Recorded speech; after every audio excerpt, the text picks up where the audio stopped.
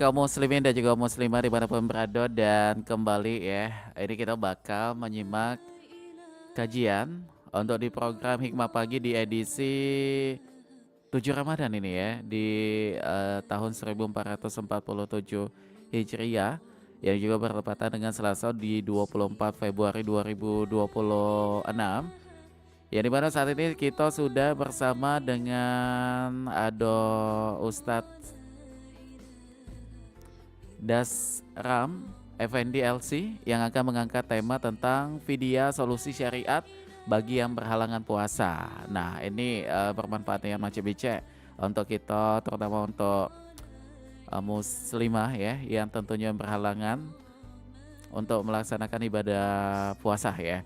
Dan yang pastinya juga selain dapat disimak di 88,4 FM, Manca Bicanya juga dapat menyaksikan di tayangan YouTube kita di Pro 4 Palembang. Langsung baik kita bakal sapa Ustadz. Selamat pagi, assalamualaikum Ustadz. Waalaikumsalam warahmatullahi wabarakatuh. Gimana kabarnya Ustadz, sehat? Alhamdulillah sehat. Alhamdulillah. Sudah 7 Ramadan ini Ustadz ya? Iya, alhamdulillah. Alhamdulillah. Baik, ini tema kita tadi itu tentang fidyah yang merupakan solusi syariat bagi yang berhalangan, begitu ya Ustadz, berhalangan menjalankan ibadah puasa. Benar sekali. Oke, dan ini pendengar kita kayaknya sudah tidak sabar lagi untuk mendengarkan kajiannya. Kami persilakan Ustadz. Baik, bismillahirrahmanirrahim. Assalamualaikum warahmatullahi wabarakatuh. Waalaikumsalam warahmatullahi wabarakatuh. Alhamdulillah rabbil alamin, hamdan wa syukran lillah. Allahumma shalli ala sayyidina Muhammad wa ala ali sayyidina Muhammad. Qala rabbi shrah li sadri wa yassir li amri wa hlul 'uqdatam min lisani yafqahu qawli amma ba'd. Alhamdulillah, sama-sama kita bersyukur kepada Allah pagi hari ini. Ya Allah memberikan kita kesempatan untuk berkumpul ya, baik media online dan sebagainya, dalam kajian Hikmah Pagi. Mudah-mudahan saya doakan kita semua insyaAllah dan pendengar RRI Pro 4 mobil khusus 88,4 FM ya selalu diberikan keberkahan oleh Allah SWT, rezekinya lancar gitu kan, puasanya lancar, badannya sehat. Kemudian yang jelas mudah-mudahan hatinya juga sehat, dompetnya juga sehat. Nah itu dompet ya. Itu Ustaz. Amin ya rabbal alamin. Amin. Salam dan salam kepada baginda besar Muhammad SAW. Para pendengar sekalian yang saya hormati Allah SWT, ya, kesempatan ini kita memang membahas tema yang penting gitu kan, karena sekali lagi ini solusi ya, syariat bagi yang berhalangan puasa. Karena dalam Islam itu ya ada syariatnya gitu kan, ada apa namanya, ada kalau ada yang berhalangan ada syariatnya. Nah makanya perlu kita memahami ya apa baik syariat bagi orang yang berhalangan puasa, apalagi kita sebagai seorang muslim dan muslimah. Nah salah satu syariat itu adalah fidyah namanya. Fidyah ya, bukan nama wong ini ya. Bukan. Nah banyak juga nama orang fidyah. Ini istilah Ustadz ya. Ini istilah dalam fikih gitu kan. Apa dalilnya Ustaz? Ya Masya Allah dalam surah Al-Baqarah nanti ayat 184 kata Allah SWT, a'udzubillahi minasyaitonirrajim ya, wa 'alal ladzina yutiqunahu fidyatun tu'amu miskin. Ya, artinya apa? Dan wajib gitu kan bagi orang-orang yang berat menjalankan puasa. Ya, jika mereka tidak bisa berpuasa, ya fidyatun tu'amu miskin. Maka hendaknya fidyatun tu'amu miskin, memberi fidyah gitu, memberi makan seorang yang miskin. Nah ini dalam surah Al-Baqarah ayat 184. Nah jadi di ayat ini bahwa memang ada kewajiban fidyah gitu ya, bagi yang mampu berpuasa, namun ya sekali lagi berat, tidak sanggup. Tidak sanggup ini karena apa nih Ustaz? Iya, Faktornya maka kaki kita bahas ada 4 kategori. Oh nah, siapa tahu ada salah satunya kita ya. Karena bisa jadi masuk kategori itu kan, gitu kan. Maka dalam hadis juga disebutkan kata Nabi SAW, rukhisa li syaikhil kabir. Yang pertama diberi keringanan bagi orang tua yang sudah sangat lanjut usia. Namanya syekh kabir. Ya, kalau yang syekh sogir berarti tidak kan. Yang belum tua nih maksudnya. Belum tua nih ya. Apalagi sekarang, yang muda saja. Karena banyak sekarang nih yang nganggap dirinya lah tua. Nah, dikit-dikit oh ya aku lah tua. Iya, padahal banyak pikiran jadinya agak nuwo sama itu muka ya. Jadi yang diberikan rukhsah keringan ini adalah syekh kabir ya, syekh yang sudah tua lanjut usia. Yang kedua ayub tira walam yutiki saum, dia untuk berbuka puasa karena dia tidak sanggup gitu kan. Nah itu ya dalam hadisnya demikian. Nah kemudian lanjut juga apa dia maksud fidyah ini gitu kan. Jadi maksud fidyah ini tebusan sebenarnya. Oh, jadi kita tuh membayar istilahnya apa ya? Kayak tebusan tuh. Yo, kayak Kayak tebusan. tebusan lah itu Ustaz. Ya sama lah kayak apa namanya kita menebus barang kita, Nah, ya. itu. Benar nggak? Ya di pegadaian di mana begitu kan? Mhm. Atau ganti rugi gitu kan? Yang Oke. memang yang wajib dikeluarkan oleh seorang muslim yang tidak mampu menjalankan ibadah puasa. Mhm. Ya, pasti karena uzur gitu kan? Karena ada halangan sesuatu. Aha. Baik uzur tersebut sifatnya permanen atau yang berlanjut gitu kan. Nah, siapa baik? Nah, ini yang paling penting kan. Nah, ini yang Yang kita kedua yang ketahui kita tuh. bahas itu siapa baik kira-kira yang wajib membayar fidyah. Mhm. Karena dalam fikih itu ada yang wajib bayar fidyah, ada yang wajib mengganti puasanya gitu kan. Beda ya Ustaz ya? Beda. Ada beberapa kategori. Ada yang cuma fidyah baik, tidak wajib puasa. Oh, itu. Ada yang puasa baik, tidak wajib fidyah. Nah, sekarang ini yang wajib bayar fidyah. Siapa baik? Yang pertama, orang tua yang sudah renta dan tidak mampu berpuasa lagi. Syekh Kabir tadi. Mhm. Ya, maka ulama sepakat gitu kan dari 4 mazhab Hanafi, Maliki, Syafi'i, Hambali, ya, bahkan dalam kitab Syarhul Muhazzab karya Imam An-Nawawi ya menyatakan bahwa orang tua yang renta itu tidak mampu puasa, wajib bayar Fidyah itu tadi. ya, karena tidak mampu. Karena faktor usia ya, itu faktor tadi. usia, faktor Kesehatan. Itu ya. Karena Bukan kalau uang faktornya. Akhirnya faktor uang. karena memang kalau sudah umur uzur begitu kan ya dokter pasti menyarankan karena pasti apa namanya berpengaruh gitu Nah, kan. itu Ya, ada umur dampaknya Ustaz ya. 80 tahun, 90 tahun gitu kan. Nah, yang kedua, orang yang bayar fidyah itu adalah orang yang sakitnya parah Oh, itu. dan tidak harapan untuk sembuh. Sakitnya ini tapi Yo. ini ada yang nyakit-nyakit mata. Kalau udah galak puasa tadi Ustaz ya. Iya, yang kedua ini orang sakitnya ya. Dan dia udah kasih harapan sembuh gitu karena memang secara dokter gitu ya, secara medis bacaannya tidak sehat lagi gitu kan, malah diponis. Nah, itu bayar fidyah baik. Yang sama dengan orang tua renta tadi. Itu. Ya. Kemudian yang ketiga, ibu hamil. Ini. Ibu hamil ya atau menyusui yang khawatir akan keselamatan dirinya atau bayinya juga berpuasa. Wah, itu ya. Untuk bicak-bicaknya ini muslimah ya. Ya, karena apa namanya? Kadang kita ini ya kalau dia khawatir dalam mazhab Syafi'i gitu kan, kalau khawatir untuk dirinya sendiri ya, itu cukup kodok baik. Oh, itu.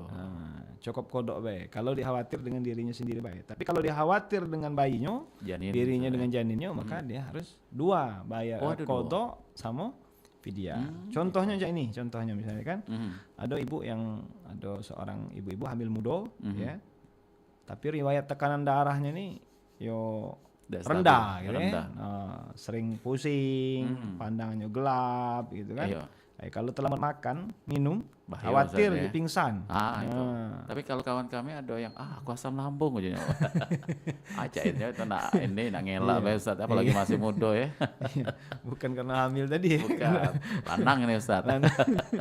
Iya, karena nah jadi kalau yang cak itu maka dia cukup bayar bukan mengganti baik. Oh, mengganti baik. Karena dia khawatir dengan dirinya baik.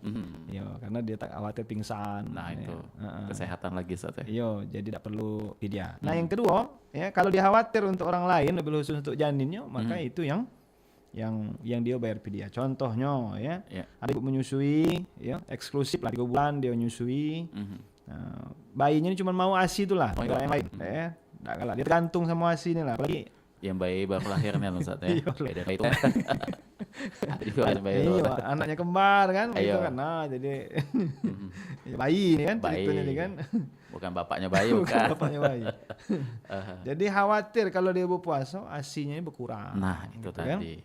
Bayinya kelaparan, lagi sakit. Nah, itu berarti dia duo. Ada 2 ikut tadi. Dia bayar fidyah dengan dia mengganti puasanya. Oh, itu.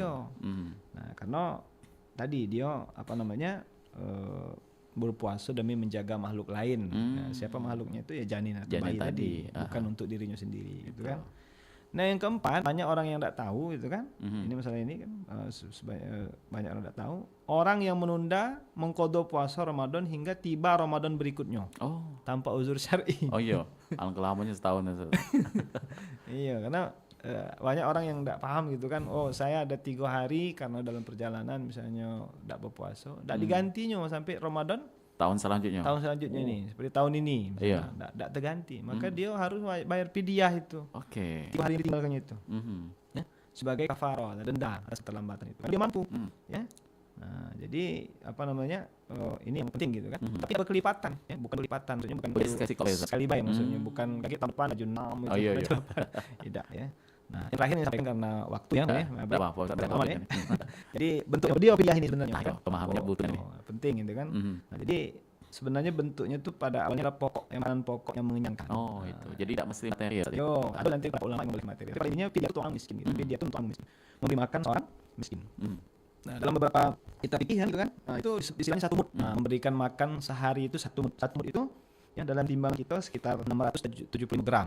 Itu. Nah, artinya belum apa namanya sampai sekilo lah ya. Belum nyampe gitu kan. Nah, tapi memang mayoritas gitu kan kalau kita baca para ulama ya, khusus lembaga zakat di Indonesia gitu kan.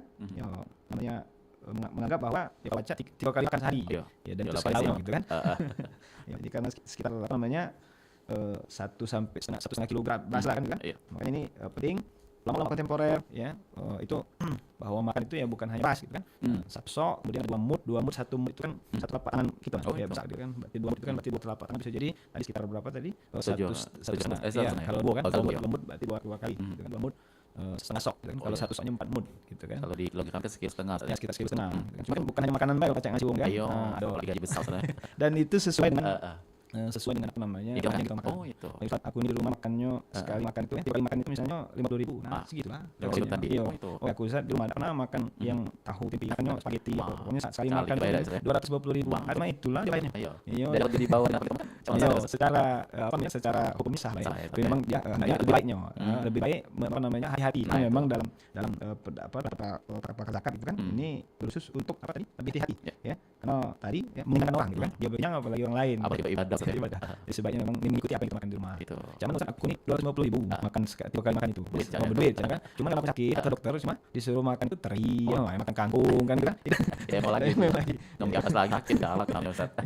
Nah, jadi masalah ya apa namanya misalnya kira-kira 6 on ya. Rumusnya itu ketika kalau 2 telapak tangan saat berdoa itu berapa dia sekitar makanya kalau lihat di Palembang itu sekitar 45.000. Oh itu. Ya, lihat di beberapa lembaga zakat yang satu apa namanya? Satu yang ini tadi dia 1 kali tidak pasok ya, maka membayarkan sekitar 45.000. Oke, dan yang kita bayarkan ke siapa nih Ustaz? Ya, kita bayarkan kepada orang miskin tadi ya. Oh, yang tadi ya. Ya, orang miskin artinya orang tidak mampu gitu kan. Dan berarti sama bayarkan sebulan apa? Langsung ya. Kalau bayarkan sebulan langsung misalnya aku ini 20 hari boleh. Tapi memang kalau melihat sebaiknya maksudnya hari. Jadi sekali pasok kita tanggung jawab. Karena ada perasaan tadi ya, perasaan aku tidak pasok bayar. Besok bayar lagi gitu kan. Tapi puasa tetap diganti Ustaz. Tetap ganti kalau dia kasus tadi. Ya, sesuai kategori golongan tadi. Kalau dia takut ngerinya dia dengan bayinya gitu ya. Bayinya. Misalnya contohnya, ada waktu ini. Ya, ada nenek-nenek usianya 80 tahun ya, yang sampai perang dari rumah, banyak penyakit kronis, ya, mampu puasa. Ya, ada puasa 30 hari penuh full bacaan puasa. Maka solusinya tadi ya, tajibu al-mar'a wa al-jid al-juz tabul fidyah. Solusinya dalam agama kita, ya, nenek itu wajib membayar fidyah setiap hari puasa yang dilakukan. Jadi mana caranya? Ya, pilih hari ya, sekitar 45.000 dibayarkan selama 1 bulan. Sesuai dengan apa yang bisa jadi cuma 20 hari misalnya dia kuat dan sebagainya. Jadi misalnya tadi ada ibu hamil ya, karena kondisi kandung yang lemah, khawatir tak puasa, melahirkan janinnya ya. Bukan janinnya tapi janinnya tapi berpuasa selama 10 hari. Maka begitu juga kalau kita hamil khawatir atas janinnya maka wajib baginya qadha dan fidyah. Ya, tadi ya kalau dia khawatir dengan janinnya qadha dengan fidyah wajib mengganti juga. Nah, jadi dan ya, penjelasan singkat ya tentang fidyah ini ya mudah-mudahan kita bertambah wawasan kita, bertambah motivasi kita ya, dan ini sebagai bentuk kasih sayang Allah kepada orang yang berhalangan itu. Karena Allah itu memberikan kemudahan kita dalam menjalankan ibadah ya sekaligus juga menjalankan pahala kepedulian terhadap sesama kita. Nah, ini lagi bulan puasa ya Ustaz. Jadi kita pasti ada di sana itu. Oke, baik, sayangnya waktunya ya. Tapi mudah di saat depan bisa kembali bertanya ini saya karena kan dengan tema selanjutnya karena ini yakin banyak yang nanya itu ada yang lagi di pasar segala macam juga. Ada juga yang di masjid kan tuh ada yang juga Ustaz. Jadi bulan ini akan menjadi sesuatu yang sangat bermanfaat dengan tema yang tadi sudah kita angkat ya Ustaz. Oke, terima kasih Ustaz waktunya. Masyaallah biasa ya. Untuk yang ketinggalan tadi dengan kajiannya silakan tonton kembali di tayangan YouTube Kompor Palembang. Oke, baik dan kami berdoa pamit bersama dengan Ustaz Dasam FNDLC. Insya Allah kita ketemu lagi dan kami ucapkan terima kasih. Wassalamualaikum warahmatullahi wabarakatuh.